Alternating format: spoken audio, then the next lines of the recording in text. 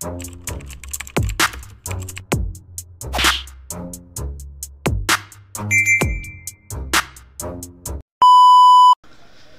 what's up mga kumag, I'm back ang inyong online judge. Walang iba kundi Judge Jinan. Okay guys, Motus pa rin. As promised sa inyo, di ko napapabahin pa. R-Zone versus Cynical J, Revolution 3. So Cynical J, no, napapanood ko lang to sa FRBL. Tapos ngayon debut battle niya sa Motus. Si R-Zone din, panood ko sa kanya. Huling panood ko sa kanya, 1 minutes, no? Pero nasubaybayan ko rin si R-Zone sa 1-up 3. At grabe yung run ni R-Zone doon, no? Kung hindi nyo kilala si R-Zone, pwede nyo balikan yung mga battles ni R-Zone sa 1-up 3. At nag-final siya against Lord Manuel ng undefeated, no? So ako, akala ko siya na yung siya na yung sunod na magcha-champion sa 1-up ng undefeated, tulad ni Dave Denver, di ba? Pero yon, hindi ko lang, no? Kwento ko na lang din kung hindi kayo aware dun sa battle sa finals ni R-Zone versus Lord Manuel 1-up 3. Iba yung pinakita ni R-Zone sa tournament na yon. Alam mo yun, malakas, maganda yung yung readings niya, maganda. Pero nung time na nagharap sila ni Lord Manuel sa finals, ramdam mo pa rin naman na consistency si R-Zone, pero that time naging ineffective siya against R-Zone, against Lord Manuel. So alam niyo naman, kilala niyo naman siguro si Lord Manuel, no? Hindi naging ganun ka-epektibo yung mga binanat ni R-Zone, at masasabi ko na sobrang naging malakas si Lord Manuel doon. So ayun, sa Motus, first time ko siya makapanood si R-Zone, kasi nakita ko 1-2 yung standing niya dito. So hindi ko pa napapanood yung ibang battle ni R-Zone dito sa Motus. So ito yung first time. So parang debut nila to para sa akin, no? Si Cynical J, totoong namang debut battle niya sa Motus. Si R-Zone, hindi ko pa talaga napapanood yung mga battle ni R-Zone sa Motus. Okay. So ayun, mabilis lang yung battle, So sana walang choke na maganap dito. 24 minutes lang yung battle. So, let's go. Cynical J, katahimikan lang, Revolution, pakinggan natin. Check, Reneg! Yeah! Flip top MC na yung kalaban! Salamat sa pagpapaunlak, kuya. Kaya bago ko simulan yung round 1, palakpak muna para kay Duma. Ang gago. Pero bakit eto lang? Yung hinain nyo sa akin dito. Umakas ka ng big fish sa Rizal. Sa apoy ko mapiprito. Sunod-sunod yung talo ko. Kaya ka tinapat sa akin, iho. Tandaan nyo mamaya, ayan yung sasabihin niya sa intro. Gawain mo yan, di ba? Nagpe-predict ng linya ng kalaban, galawan ng kabadong tanga. Pag di niya kaya ng sabayan, kailangan ay makauna siya. Tapos pagpustahan na lang natin. Daan natin sa kamayang sagrado, tara. Pag na-predict mo kahit isa sa mga linya ko ngayon, panalo ka na, game? Game! Game! Siya nga pala si R-Zone. At ang trip niya na bang todas? Kapag di effective yung baon, nagre-reklamo siya sa oras. 2 minutes lang! 2 minutes lang! Isisigaw niya ni Judas. Bukang bibig palagi kapag nakakaramdam na ng olat si Fugat Dalid. Sa umpisa, dyan kanya babalikan. Kapag yung shit, niya corny na, yan lang masasabi niyan. Distance over speed yung formula, kaya ba't pa gagalingan? Kapag lumalayo yung distansya sa kalaban, ang bilis magdahilan. Tapos sa 1 minute, sinisigaw pang Rizal represent? Tapos sa 1 minute, sinisigaw pang Rizal represent? May pinapatunayan ka, pre? Bago mo ipagsigawang yung represent Rizal, tanong mo muna kung payag kami. Kasi bilang taga Rizal, sa 1 minutes, masyadong mahina yung sulat na binara. Bilang taga Rizal, nandito ako para sabihin sa'yong nakakahiya ka. Parehas tayong taga Rizal. Ako nagsumikap mag-isa para sila tumingin sa akin. Ikaw nagpaka-bitch ka sa Rizal na parang Josephine Bracken. Okay. Antipolo at Taytay, usapang lugar o movement, nasa ibabaw ka namin. Kaya yung bawat suntok, may galang sa nasa taas, sa South Pumang gagaling. Pero sa taga-Taytay din naman galing yung estilo, kaya matuto kang gumalang. Mula sa delivery at structure ng sulat para mabugbog yung kalaban, o galing sa halimaw ng Taytay. Yung anyo niya katunayan, kaya sa left eye aabutin itong nagbubulag-bulagan. Round 1 pa lang, pinakita ko na paano to paglaruan. Ngayong magkaharapan tayo, ginawa kang batukan. Lahat ng bala ko rerekta sa butas ng gagong yan. Malabo itong sumablay, ngayong malapit na yung pasukan. Galingan mo, bawi mo to. Okay. So, yun yung round 1 ni Cynical J. And para sa akin,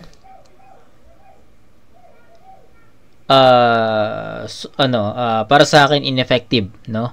Ineffective yung mga napili niyang angulo, no?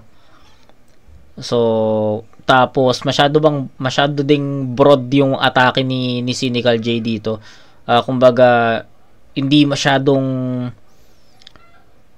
tumatama kay R-Zone, no? Mismo. Nakulangan ako sa angulo, nakulangan ako sa punchlines, nakulangan ako sa effectivity. Basta, yung buong round, kita nyo naman, pinakinggan ko yung buong round ni Cynical J. Alam ko, napanood ko na to si Cynical J sa FRBL Kay Semper ata, di ko na matandaan. Yung napanood ko na battle niya doon, okay naman yung performance niya doon Pero dito, no, medyo nakulangan ako. Yung mga napili niyang panlaban kay R-Zone dito is hindi ganoon ka-epektibo, 'di ba? So, props doon sa hindi niya paggamit ng mga gasgas na angulo. Okay. Kita na, napansin ko naman 'yon, no? Walang doon sa round 1, although round 1 pa lang naman, walang sabi ko nga sa inyo, 'di ba? Nasubaybayan ko rin si R-Zone sa 1 up 3. So, may mga battles talaga na si R-Zone na parang ulit yung yung mga angulo. Pero sa round 1 ni Cynical J, props kasi wala ako narinig na gasgas na angulo doon. Bago 'yon para sa akin, pero naging ineffective at hindi masyadong tumatama kay R-Zone 'yon. So nakulangan ako sa mga direct na punto, mabibigat na punchline or haymakers. Yun yung mga nakita ko. So 'yun. R-Zone, pakinggan natin. Yo, ginagaya ko to si Left Eye Blind. Sabi ng putang ina, tingnan mo nga buhok mo, longer gago, mas kamukha mo siya. Gang! Tinanggalan mo ng intro si Ryan at Odeng sa FRBL, tama? Yung dalawang host, di pinagsalita. Nag-i-intro pa lang yung mga boss, agad-agad mo binastos, biglang sumingit ka bigla. Nadala tuloy ako kay Emsay. Paano kung gawin niya yun sa'yo? Baka bigla mo itong i-knock out. Paano kung tanggalan ka din niya ng intro? Sobrang dami mo pa namang sponsors na sina-shout out. Ano, payag ka? Bastusin ka na ito? O di ba hindi? Kaya ngayon pa lang, dapat dito pinapalayas tang ina. Kung nagtatanggal ka ng intro, ako intro ko pa lang, pinapatanggal na kita. Wow! Una sa lahat, di kita gusto kalaban. Disgrasya lang tong tinakda. O okay, so pinalakpakan ko si R-Zone doon kasi hindi nawala yung giggle, no? Ang tagal kong hindi napanood si R-Zone. Kailan pa yung huli nating review nung 1 up? Basta ang tagal na, 'di ba? So tapos yung laban niya kasi kay Casper sa 1 minutes. Hindi ko kasi napanood live yun Napanood ko siya na-review ko na. Pinanood ko na lang siya online habang nire-review. Kumbaga, hindi nawala yung giggle ni R-Zone. Kaya, props doon. Umpisa pa lang, no? Umpisa pa lang, kita mo kagad yung momentum, nag-switch kagad, no? Katatapos lang mag-perform ni Cynical J, pero nung nag-perform si R-Zone, intro pa lang, no? Akala ko magtutuloy-tuloy na yun, pero intro pa lang pala yun. Pero yun, props doon, nagustuhan ko yun. Tapos pagpasok ng pinaka-returns, no? Ito na, atake na kagad. So, galing, nagustuhan ko yung presence ni R-Zone dito. Patanggal na kita. Wow! Una sa lahat, di kita gusto kalaban. Disgrasya lang tong tinakda. O aksidente, di sadya, kaso sa hitman bumangga. Kaya tutok ko na Glock kaliwat kanan. 2 baril yung hinanda. Tamang nilabasan ng tuglaks kasi itong hit ay di sadya. Okay. Simpleng reference yung bungad na ginawa. May nakaalala ba? Di nyo na-gets yung tuglaks, di sadya. Nakapagtataka. Hoy tanga! Di ba kakatama ang yung spit? Walang talab. Kanta yun Baka isipin nyo Glock 9 na kanta. Hindi. Two Glocks na nakapagtataka na kanta yun. Before, hindi ko lang alam kung anong year pero feeling ko kasabayan ng ano yun Feeling ko lang I'm not sure pero feeling ko kasabayan yun ng ng Masaya Ako Sa'yo ng ng Course 1 or ng ang Buhay ng Gangster, ganun. Di ko alam pero nung time kasi na pinapakinggan ko yun, yung di sadya na pagtaka. Ay, bawal ka, ewan ko kung, hindi ko kasi alam yung lyrics nun pero familiar sa akin yung reference na yun, kaya, yun, okay. Naintindihan ko. Baka kasi malito kayo na Glock barrel, baka isipin nyo Glock 9, hindi. Yung title yun is yung di sadya, Okay? Ala ba? Di nyo na-gets yung tuglaks, di sadya. Nakapagtataka. Hoy tanga! Di ba kakatama ang yung spit? Walang talab, dinudura. Wala kayong makikitang hits, kaya walang ibubuga. Isang buwan kang puyat at nag-practice. Inaalala lang kita. Kaya itong suntok ko may malasakit. Pag tumama, tsak, maaga ka magpapahinga. Siya, si Cynical J. Battle MC na may typical play.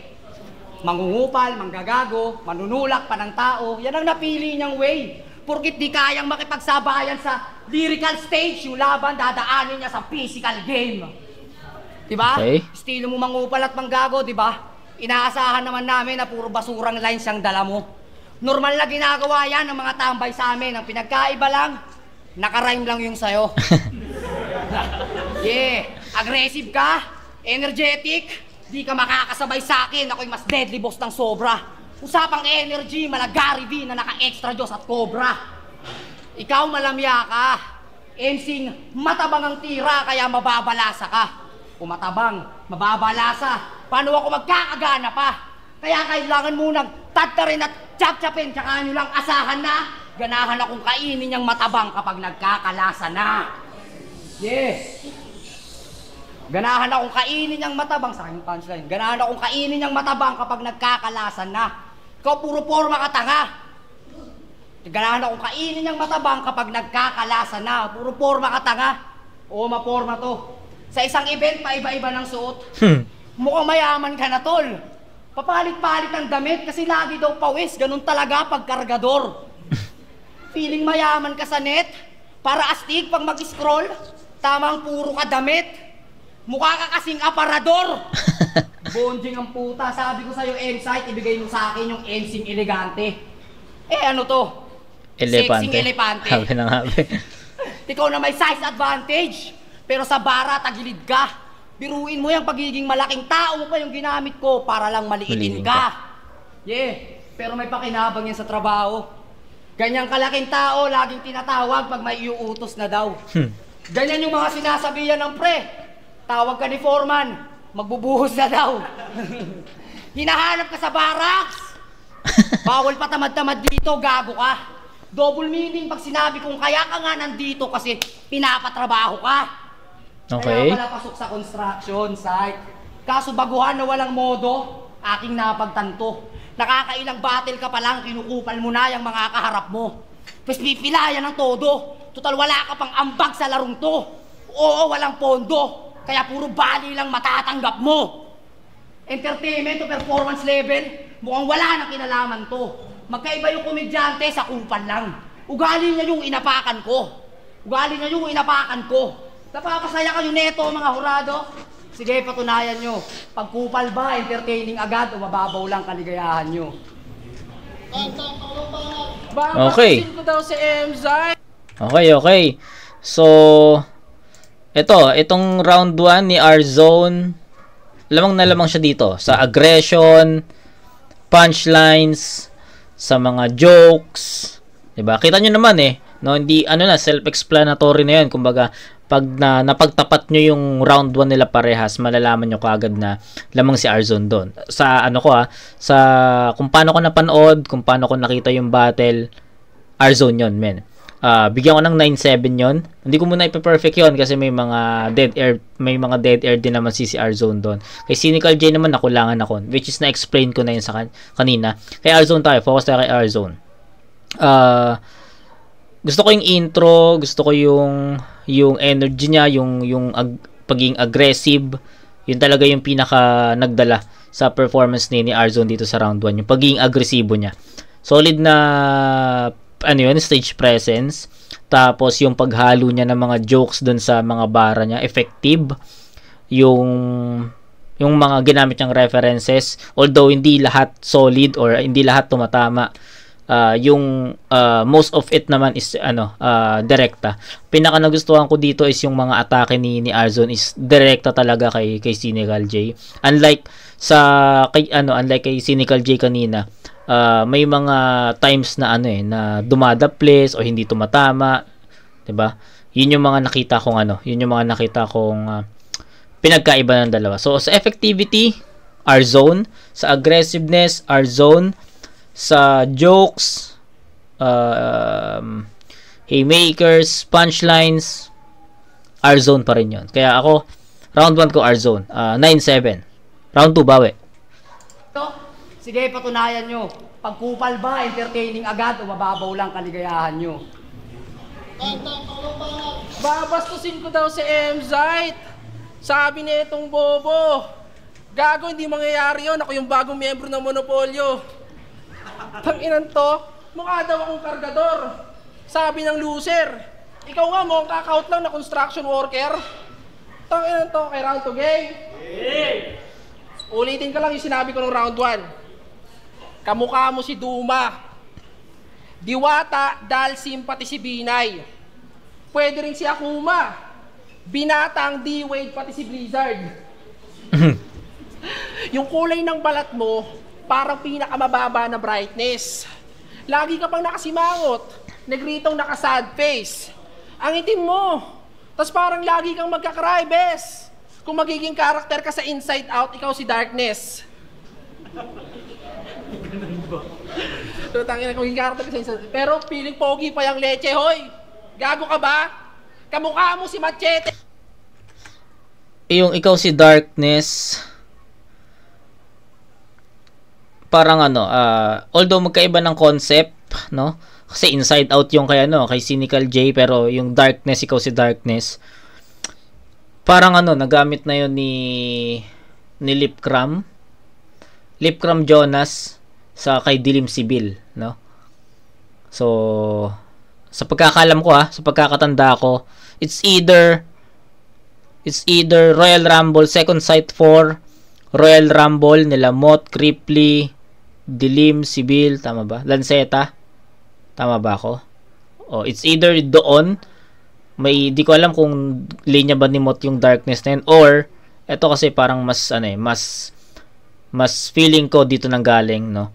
Or dito ko narinig yung Darkness na linya, yung Lipcram Jonas, Dilim Sibil, 2x2 3. Okay? So yun, feeling ko doon ko narinig. Pero tangina kung yung karakter ka sa pero feeling pogi pa yung leche, hoy. Gago ka ba? Kamukha mo si Machete nung kahoy pa siya. Pero tangina nung gumawa sa'yo, di ka man lang binarnisan. Ganito yung tsura pag ginawa kayo ng Diyos, tas di niya masyadong ginalingan. Pero siya ay Antipolo represent. Grabe ka, sir. Galing siya sa lugar na sobrang mahal ng tricycle. Real talk. Di ba mahal na tricycle sa kanila? Wala ba kayong hiya kahit konti? Puking ina ng special sa inyo, 40. Okay na special sa inyo, 40. Kahit malapit lang yung pupuntahan, basta tumigil yung mga yan, hassle. Kasi pag di ka sumakay, putang ina ko, konsensyahin ka ng driver. Sasabihan ka ng magic words na, psst, pogisan ka.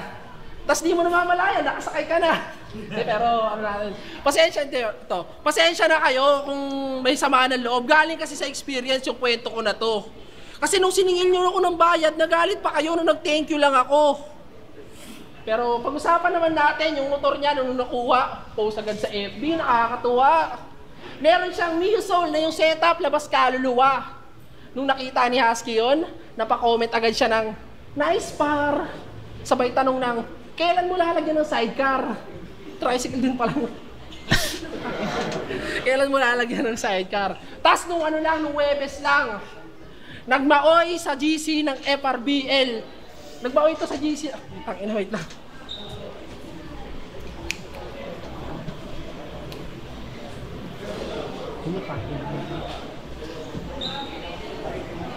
Okay. Nagmaoy sa GC ng FRBL tong binata.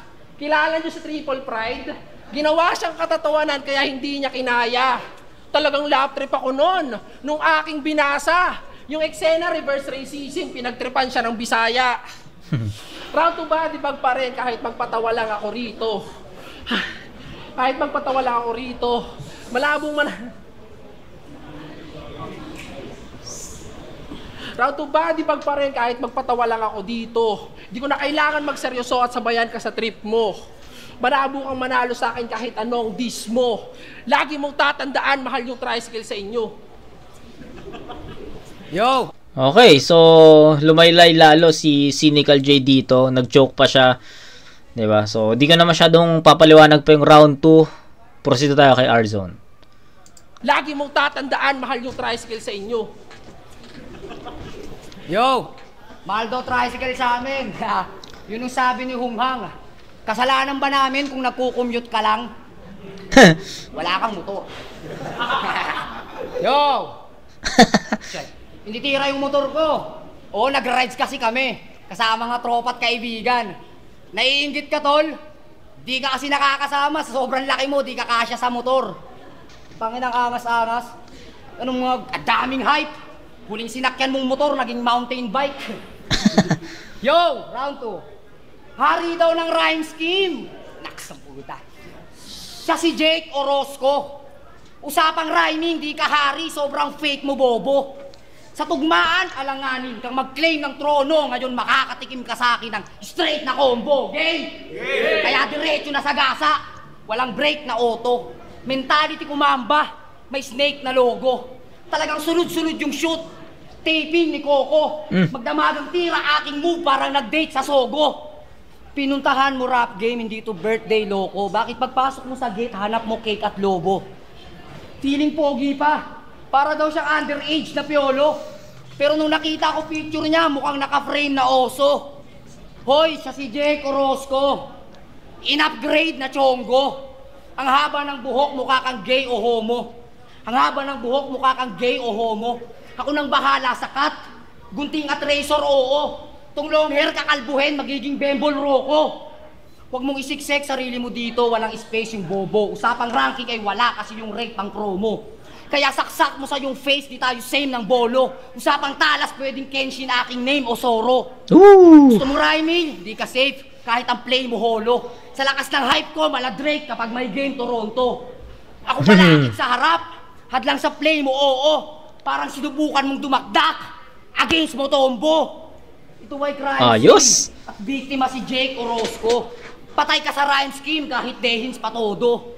Patay ka sa rhyme scheme kahit dehins pa todo. Pag-upload ng video, hindi battle. Yung ipi-play nyo, oo. Makikita sa YouTube laban namin yung replay sa Soko. Extended rhyming. Kasi si Jake daw yung kalaban, kaya sabi ko kay M-Site, Eddie Game. Si Cynical J lang pala, kala ko kalaban kong Jake yung 7K. Oo, si 7K. Respeto. Usapang tugmaan sa moto, siya yung una kong naisip. Pero tuluyang na-scam. Yung inaasahan kong 7K, bumaba yung value. Ano to, discount? Oo, pamalit ka lang sa original na Jake. Kaya body bag, wala nang arte pa. Cause you're nothing but a second Jake. Trying hard. Kapre ka!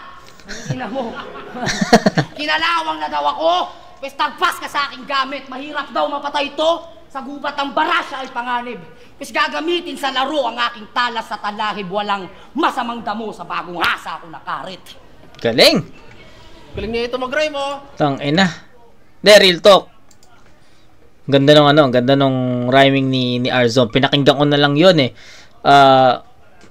Tanginang yan. Solid, no? So, nagkaroon to lang ako ng idea kung paano, no? Paano kung magtapat nga si R-Zone at 7K. Tangina, multihan. So, M-Zite, baka naman, ikasama mo na yung R-Zone tsaka 7K sa mga susunod. Or, meron akong kaninang naisip pwedeng R-Zone versus Pilos. So, parang yun yung mga gusto kong mapanood na battle dito sa ano. Pero, syempre, hindi pa pwede si Pilos.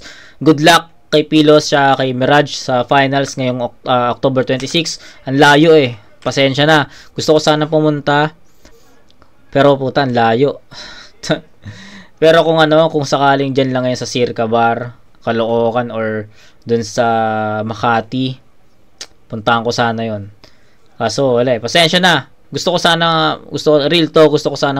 manood ng finals, pero finals ng Motos pero hindi. Bawi na lang siguro tayo sa Ahon. Baka magkaroon ako ng time.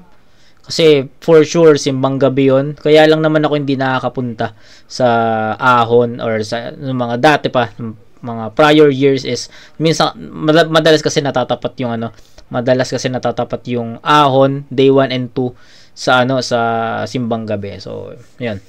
Ganyan, break tayo. Rhyme scheme. Tayo na, sarap pakinggan nun. Multis. Performance. I think performance na lang Performance itself na lang talaga yung magsasabi dito. Kahit hindi mo na-count yung mga effective punchlines dito Basta, yung linis ng performance, kitang-kita nyo naman, diba? So, ayun, di ko na rin papahabain yung judgment ko dito sa round 2. Kitang-kita naman na kay R-Zone yun. Linis ng performance, effectivity, Ayun, marami. Overall, diba? So, yun, R-Zone. Pingyan ko ng 9 pa rin to. So, 9-6, 13 to 18, R-Zone, 1 and 2. Ang damo sa bagong hasa ako nakarit. Galing niya ito mag-rhyme, Rick, kunin mo to, 1 minutes 3, Kung pwede na to, no? Okay. R-Zone versus Cynical. Totoo lang, sa laban na to, masaya ako. Pero di mawala yung tanong sa isip ko na, ba't ba ako? Dalawa lang yung posibilidad. Kung ba't nga ba si Zite nakasato? It's either mataas yung tingin niya sa akin o mababa yung tingin niya sa'yo. Pero di yun yung rason. Di yun yung rason. Kung ba't katapat niya ay ako. Pinanood ko mga battle mo at dun ko lang napagtanto. Gusto lang naman palang bumawi ng gago na to. Kasi galing sa taga-ekisan lahat ng talo mo. Diba? Pero malabo ka pa rin manalo kahit lahat pa binaon mo. May pag-asa ka pa sana kung si Kenji yung hinamon mo. Kasi tinalo siya ni Casper. Manuel, Jem at Da Vinci, umuulit lang yung cycle, bro. Kasi tinatalo ka ng taga-ekisan sa pinakamahalagang mga battle mo. Ngayon ramdam mo ulit na pumasok ka sa parehong pintuan. Tatapak-tapakan ka ulit ng taga-ekisan. Pwede ka ng pwestuhan. Pero change topic. Sino dito nakapanood ng deleted scene kung saan sa stage bumaba yan? Sa background, meron kayo doon maririnig na tuloy, may pusta kami dyan. Si Tonsi po yun. That's right, nalaman sa replay. Nakipagpustahan siya kay Tyke sa halagang 3K. 3K ang puta. Ngayon mo sabihin sa amin, ba't kami maniniwala, bro? Kung yung kagrupo mo nga mismo, ganun kababa yung tingin sa'yo. 3,000 lang yung halaga mo, kaya huwag kang feeling G. Sa mga, galing pa yan mismo sa mga kapatid mo sa industry. Patunay lang yan na sa No Manas, ikaw yung weakest link. Tinapat tong may halagang 3K sa MC na kumikiling spree. At yun ang umpisa ng sumpang mabangis. Mula sa'yo, papunta kay Husky, papunta kay Tyke, and then the rest. Nakadikit na sa pangalan ng inyong grupo at di na maaalis. No Manas, mga dakilang finalists. At least kami nakapasok sa finals. Ikaw di man lang nakalapit. Mas bibigyan kita ng comparison na masakit. 2016 Warriors yung saktong-saktong kalakip. Walang kwenta yung magandang record kung walang kampyonatong kalakip. Hey. Gago. Yun lang. Okay sana eh. Nakukuha. Ito real talk. Ito yung pinakamalinis na performance ni Cynical J. Ito yung may pinakamaayos na punto. Kaya sabi ko yun lang kasi nabitin ako kasi andun na eh, paangat na yung momentum, nakukuha na niya kaso naputol at tapos na pala. So, yun, sayang. Natong kalakip. Hey. Nung finals daw namin sa FRBL ay pustahan, mababa lang tingin sa akin ni Tay kasi 3K. Yun sinabi niya sa aking face, tangina mo sisihin mo si Tonsi, siya yung nag-race. Gago kung nag-race ng 20 million, kasa pa rin yun, tanga. Bobo na ito lang pera. Yo! Sino nakapanood ng tryout video na ito sa Motos? Ang lakas! Pwede nang sabihing alamat. First 4 bars, punchline niya. Magiging chararat. Di ba? Oh, what? Ang laki-laki mong tao, punchline mo, magiging chararat. Alam mo kung anong karime nun? Bading na nagrarap. Habang iniispit mo yon, nanggigigil ka pa, Brad. Magiging chararat. Binigyan mo pa ng battle to M-side, dapat dito di na chinachat. Ganyang linyahan, sasabihin mo, alipin ka ng rap. Manahimik ka sa gilid at magtigil ka na wak. Sasabihin mo na kaya mong sa init tumapat, magagalit-galitan ka, sabay magiging chararat. Ano mo? Di nakataka-taka kung bakit katawa-tawa mga linyahan mong pagbungad. Kaya wag kang mag-alala, akong bahala mang maltrato sa kagaya mong makupad. Galing! Katawan mababalda, walang makakapagsalba, ikay tadtad kahit makunat. Di lang kamay, pati paa ang may taga, maging mata mo may matata mo na sugat. Ganun ang sulat. Galing. Padiri ka mag-rap. Magpapakahirap akong tumugma, tapos ikaw, magiging chararat. Kung ba't di kita sineseryoso, kasi nagpapanggap ka lamang. Nagtatapang-tapangan, kaya dapat kang apakan. Para ang basahan, bato kang tinatawanan. Seryoso ka na habang tong kalaban mo sa laban ay nagpapagpagkalawang. Real talk. Oo, warm up. Pumunta ako dito para mag-enjoy at sumuporta. Hindi ikaw ang main reason. Nagpapainit lang tong arsonista. Nabagay lang sa rainy season. Kaya kahit magtawag ng rest back, hindi matutupad ang mission. Tingin mo dito death match, tingin ko dito exhibition. Kamukha mo daw si Fangs. Supafly, Chris Newsome. Putang dami mong kamukha. Chris Newsome, gago. Sarap mong bugbugin kahit wala kang katiting na atraso. Kahit madami kang kamukha pagtapos ng laban na to, manghihiram ka pa rin sa aso. Chris Newsome, kaso ang lagay delikado. Eto, Chris Newsome, wala kang pambayad sa Meralco. Chris Newsome, player ng Meralco Balls. Player ka? Ulul! Yan kita ko kontrahin. Ang layo ng tira mo parang 3-pointer ni Jonah Renz. Jonah Renz. Boss Jonah. Kasi ang laki mong bano. Sana nakuha mo yung punto. Na hindi sapat na malaki ka lang, di uubra kahit na brusko. Jonah Renz, brusko. Kaya game over na. Kasi puro ka lang angas. Bago mo sabihing bowler ka, matuto ka magtawas. Sa estilo ng pangungupal, kay kiluwa nagpaturo tong damuho na bayabas. Malakay rin lang at luka. Yung duo nyo ang mahalas. Kasi boss, to na yung kalaban mong mas lulutong ang banat. Magtutunog pang finals, malulugmok ka parang mga pumusta sa Dallas. Hoy, Luka Bonjing. Puro ka bahalang tira ala tsamba. Kaya suntok sa hangin. Bihirang makatama. Nakakahiyang parehas tayo sa floodway ng galing. O puro bahala tira mo. Ngayon malulunod ka sa lalim kung puro bahalang dala mo. Tsunami yung sakin. Okay. Isa sa mga pioneer ng liga kung saan ka nangungulit. Habang wala kami, isa ka sa mga umaastang malupit. Bahay ko pa rin yung floodway. Oo, hometown. Nagbakasyon lang ako saglit. At sa pag-uwi ko doon back to normal, caretaker ka na ulit. Nagyayabang ba? Hindi. Minumulat lang kita sa ginagawa mong pagbibida. Nakakasakit na. Ganun talaga pag totoo, mas lalo mong iniinda. Simpleng paalala pa lang itong pinapamuka. Pero nayayanig ka na. Oo, hindi pa kita inuuga. Tinatapik pa lang kita. Woo! Thank you, pare. Thank you.